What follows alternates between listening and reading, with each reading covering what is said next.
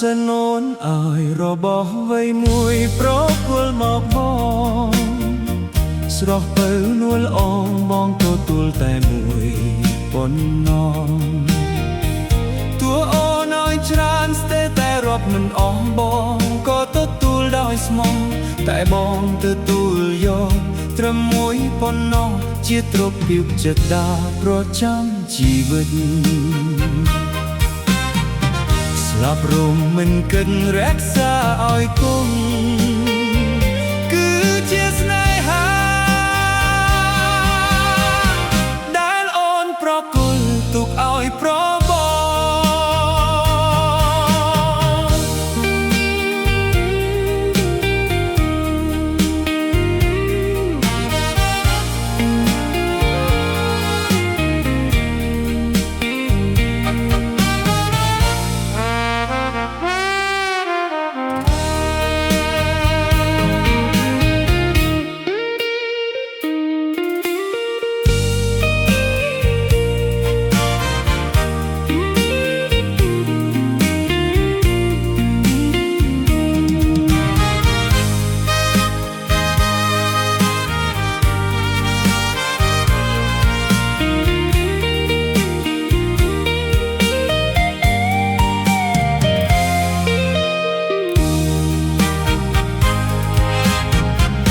វ័យក្រៅពីនោះដែលពៅស្រីស្រស់ឲ្យប្របងដែរ